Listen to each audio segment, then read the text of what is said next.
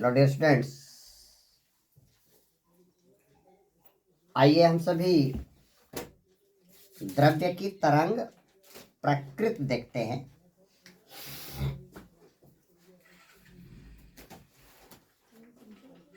द्रव्य की तरंग प्रकृति।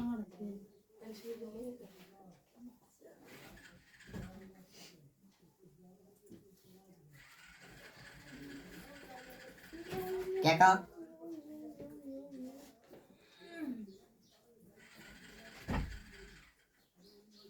प्लैंक्स का क्वांटम सिद्धांत क्या कह रहा है? प्रकाश ऊर्जा के छोटे छोटे पैकेट या फोटॉन के रूप में चलता है और कणिका सिद्धांत से क्वांटम प्रभाव की व्याख्या की गई। क्वांटम सिद्धांत अभी आपने पिछले लिंक में देखा।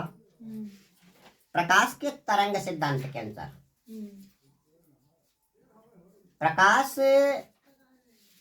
क्या करता है? वेव नेचर में चलता है। और तरंग सिद्धांत किसने दिया था? 1678 ईस्वी में सी हाइगेंस ने दिया था। क्या कहा था? जब प्रकाश किसी प्रकाश के स्रोत से निकलता है, यह उस माध्यम में सभी दिशाओं में समान चाल से चलता है। ठीक है, इतना तो आपको पता है। जब प्रकाश चलता है और किसी पॉइंट पे पहुंचता है तो प्रकाश सभी डायरेक्शंस में प्रकाश से क्या उत्पन्न होती है? वेव फ्रंट उत्पन्न होती है, तरंगाग्र। और ये तरंगाग्र किसी नए पॉइंट पे पहुंचता है तो वहां से वो बिंदु नए स्रोत के रूप में काम करेगा और वहां से सेकेंडरी वेवलेट्स, द्वितीयक तरंगिकाएं पैदा होती हैं। ठीक है, इस टॉपिक को आपने हाइगेंस के तरंग सिद्धांत के रूप में पढ़ रखा है। ठीक है, तरंग सिद्धांत के आधार पे प्रकाश का विवर्तन, प्रकाश का व्यतिकरण और की व्याख्या किया गया था। ठीक है, और किसकी व्याख्या किया गया था? प्रकाश के ध्रुवण की व्याख्या किया गया था। क्योंकि ध्रुवण में बताया गया था जो प्रकाश होता है इलेक्ट्रोमैग्नेटिक विद्युत चुंबकीय तरंगों के रूप में चलता है।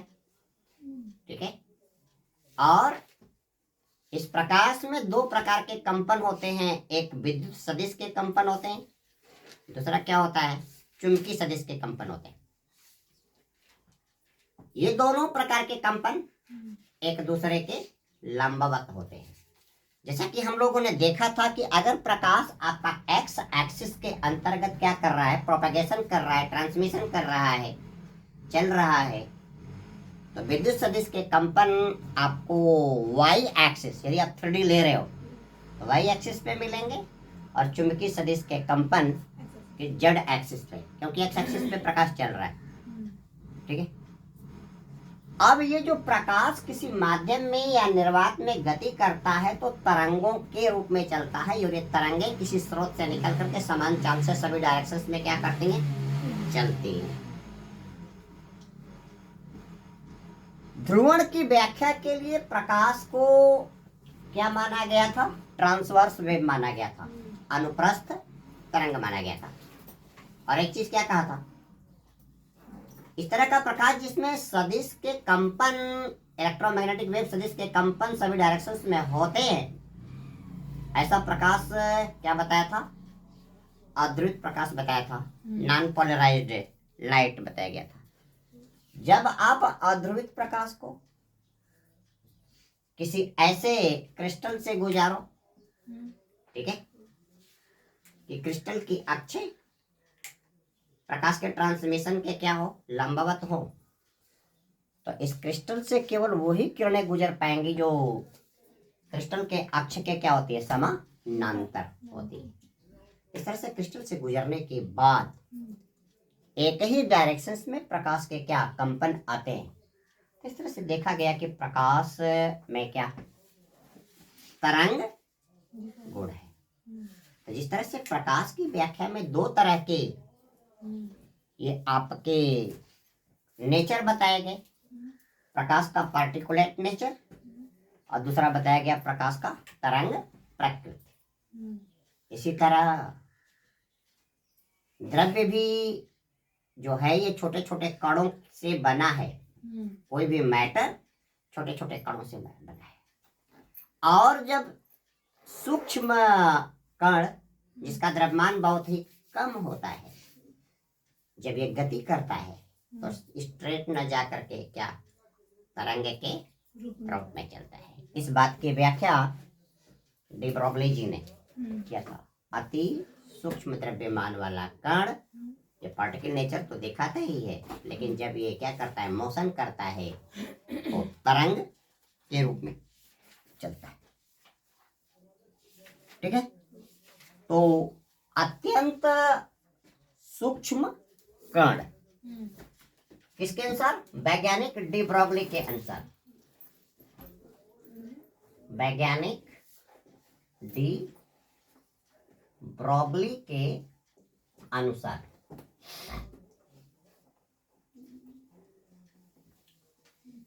अत्यंत सूक्ष्म कण गतिशील अवस्था में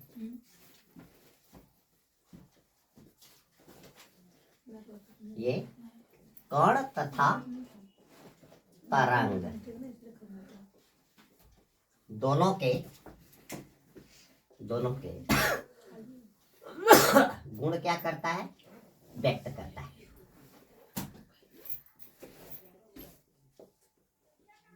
जब ये अत्यंत सूक्ष्म कण क्या करता है, तरंग के रूप में चलता है, तो यहां से जो तरंग पैदा हो रही है, इस तरंग को क्या बोलते हो? ब्रोगली तरंग बोलते हो। ठीक है, जब सूक्ष्म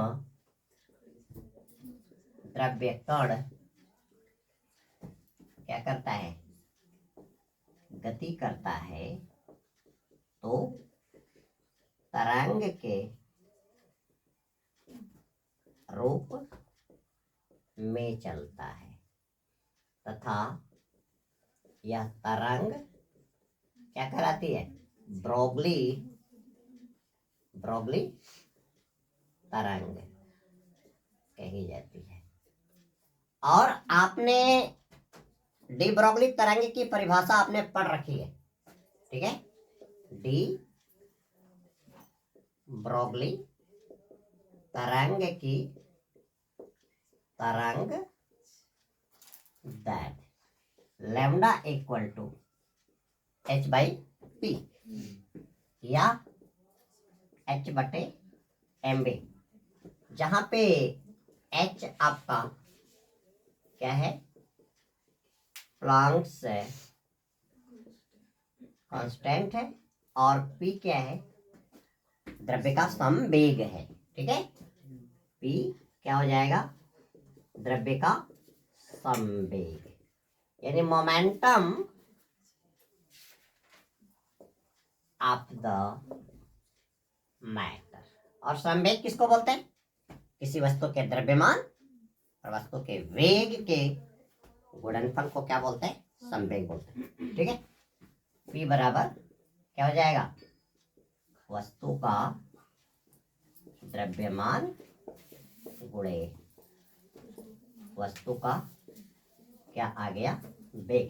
तो सूक्ष्म कण जिसका द्रव्यमान बहुत ही क्या है? माइन्यूट है, जब ये गति करता है तो तरंग के रूप में चलता है। ऐसे आप समझ सकते हो। अगर आप एक हल्का सा छोटा सा इतना सा पत्थर फेंको, स्ट्रेट जाएगा, लेकिन एक छोटी सी रुई वगैरह अगर ले लो, छोटी सी पंख वगैरह, उसको फेंको तो क्या करता है? इस तरह की गति। ठीक है, हल्की चीज है, जब वो गति करेंगे तो कण तो ही है, द्रव्यमान तो ही है, तो द्रव्य नेचर तो दिखाएगा, उसके साथ साथ क्या दिखाएगा? वेव नेचर दिखाएगा। उस पदार्थ की क्या दिखाएगा? तरंग प्रकृति दिखाएगा। ठीक है, अब आप निकालोगे द्रव्य तरंगों की तरंग दैर्घ्य। द्रव्य तरंगों की तरंग दैर्ध्य। मान लीजिए ऊर्जा, आइंस्टीन के द्रव्यमान ऊर्जा समीकरण के अनुसार E equal to m c square पढ़े आप लोग। तो द्रव्यमान को ऊर्जा में कन्वर्ट किया जा सकता है और ऊर्जा को द्रव्यमान में कन्वर्ट किया जाता है। और फोटॉन जो होता है, प्रकाश जो होता है, वो फोटॉन के रूप में ऊर्जा के छोटे छोटे पैकेट के रूप में क्या करता है, गति करता है। क्योंकि फोटॉन के रूप में ही प्रकाश किसी धातु की सतह पे क्या करता है, पड़ता है। एक फोटॉन, दो फोटॉन, तीन फोटॉन या एन फोटॉन। एब्जॉर्ब या एमिटेड एनर्जी जो होगी in the multiple of photon, photon के गुणज के रूप में होगी। तो द्रव्य तरंग की तरंगदैर्घ्य टॉपिक हम लोग देख रहे हैं। यदि किसी फोटॉन की आवृत्ति म्यू हो, यदि किसी फोटॉन की आवृत्ति को इंग्लिश में बोले तो क्या बोले, फ्रीक्वेंसी क्या हो, म्यू हो, तो इस फोटॉन की ऊर्जा, फोटॉन की ऊर्जा क्या हो जाएगी, E equal to h mu हो जाएगी। और गतिशील फोटॉन का द्रव्यमान कितना है, m है। गतिशील फोटॉन का द्रव्यमान कितना, m। और ये द्रव्यमान क्या करेगा, ऊर्जा में कन्वर्ट हो सकता है। तो यहाँ पे ऊर्जा आपकी क्या हो जाएगी, E इक्वल टू क्या हो गया, mc स्क्वायर। यहां से आप ये कर दो E equal to h mu और इक्वल टू क्या हो गया, mc स्क्वायर हो गया। तो यहां से आपका m कितना आ जाएगा, m कितना आ जाएगा, m इक्वल क्या आ गया, E अपान क्या हो गया, c स्क्वायर हो गया। और संवेग का परिभाषा क्या दे रहा है, संवेग की परिभाषा,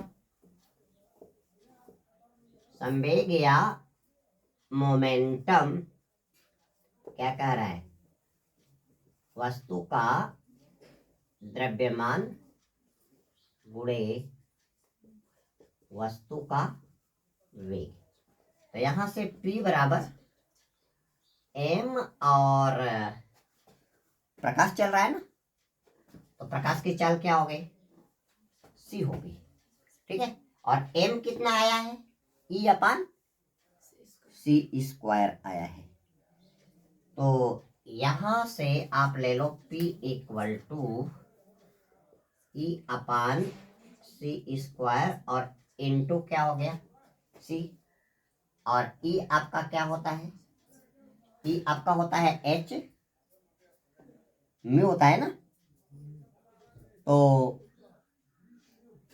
यहां से आपका E की जगह पे क्या रख दो, h म्यू रख दो, और बटे क्या हो गया, c स्क्वायर इनटू क्या हो गया, c। तो यहां से आपका क्या हो गया, c से c कटेगा, क्या बचेगा, यहाँ पे c बचेगा। तो P equal to h mu बटे क्या हो गया, c हो गया। अब आप क्या कर दीजिए,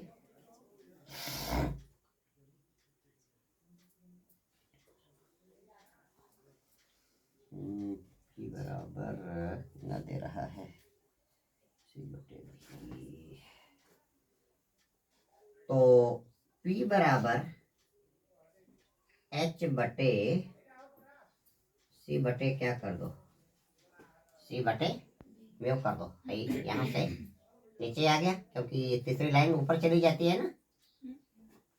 तो एक डेरिवेशन तो आपका ये आ गया। और c बटे म्यू क्या होता है, c बराबर क्या होता है, म्यू लैम्डा। सी बराबर म्यू लैम्डा। तो सी बटे म्यू क्या हो जाएगा? सी बटे म्यू क्या हो जाएगा? लैम्डा हो जाएगा। सी बटे म्यू लैम्डा हो जाएगा। तो यहाँ पे आप क्या कर दो, सी बटे म्यू की जगह क्या रख दो? लैम्डा रख दो। तो यहाँ से P बराबर आपका क्या हो गया? H बटे सी बटे म्यू जो आ रहा है, तो H बटे क्या हो गया? लैम्डा हो गया। तो P बराबर हो गया H बटे लैम्डा। ठीक है, तो यहाँ से आपका क्या हो जाएगा? P लैम्डा बराबर H, तो लैम्डा बराबर H बटे क्या हो गया? P। और यही आपका डी ब्रॉगली इक्वेशन है ना, ये है आपका डी ब्रॉगली इक्वेशन। तो क्या कहा? Small minute particle when travels in any medium it will travel in the form of wave. अत्यंत सूक्ष्म द्रव्यमान की कोई वस्तु जब किसी मीडियम में या निर्वात में चलती है तो किस रूप में चलती है? तरंग के रूप में चलती है। यानी बहुत सूक्ष्म कण के साथ द्रव्य तो ये है, उसके साथ उसका तरंग गुण भी क्या है? जुड़ा हुआ है। इस तरह मैटर भी आपका दोहरी प्रकृति दिखाएगा। द्रव्य भी क्या दिखाता है? डुअल नेचर दिखाता है। एक आपका पार्टिकुलेट नेचर और दूसरा क्या दिखाता है? Wave nature. तो दोस्तों इस वीडियो लिंक में इतना ही। अगले वीडियो लिंक में हम लोग देखेंगे विभिन्न प्रकार के कणों के लिए डी ब्रॉगली वेवलेंथ का कैलकुलेशन करेंगे। तो आप मुझसे जुड़े रहिए। Very shortly I will release my next video link that will be related on the above prescribed topics. Thanks.